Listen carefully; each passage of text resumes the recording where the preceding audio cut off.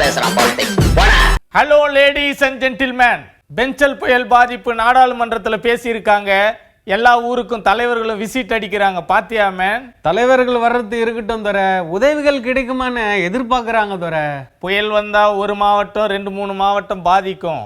ஆனா புதுச்சேரியில தொடங்கி கடலூர், விழுப்புரம், கள்ளக்குறிச்சி, திருவண்ணாமலை, கிருஷ்ணகிரி, தர்மபுரி, சேலம், நீலகிரி வரைக்கும் பாதிப்பு இருக்குதா மேன்? ஆமா தர, வெள்ளம் நிறைஞ்சு ஓடிச்சு இல்ல தர. நாடாளுமன்றத்துல மக்களவை, மாநிலங்களவை ரெண்டுலயும் புயல் பாதிப்பு பத்தியும் மத்திய அரசு கொடுக்க வேண்டிய நிவாரண உதவிகள் பத்தி பேசியிருக்காங்க. சொன்னாங்களே, அப்புறம் சிஎம் வேற லெட்டர் போட்டிருக்காராமே.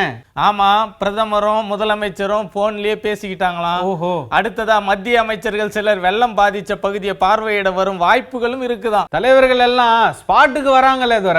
அரசியல் கட்சி தலைவர்கள் வர்றாங்க, துணை முதலமைச்சரும் அமைச்சர்களும் திமுக சார்புல சுத்தி வர்றாங்க.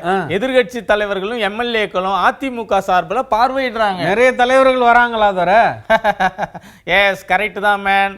பாமக தலைவர் பார்லிமெண்ட்டுக்கு போகும் முன்னாடி களத்துக்கு போயிட்டாரு. விசிக தலைவர் பார்லிமெண்ட்ல இருந்து ரிட்டர்ன் வந்து வெள்ளத்தை பார்வையிடுறாரு.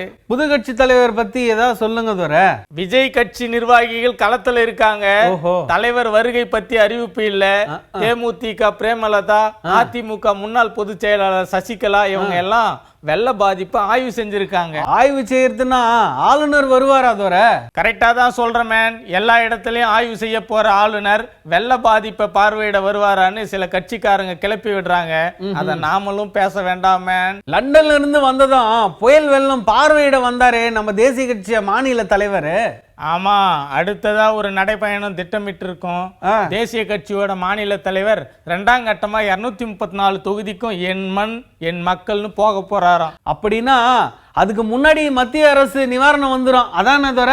எஸ், இந்த முறை பேரிடர் நிவாரண நிதி சீக்கிரமே கிடைக்க வாய்ப்பு இருக்குதுன்னு பேசுறாங்க மேன். நல்லது நடந்தா சரிதான் தர. நடக்கும். தேர்தல் வரைக்கும் எல்லாம் நடக்கும். அரசியல்ல இதெல்லாம் சாதாரணமாப்பா.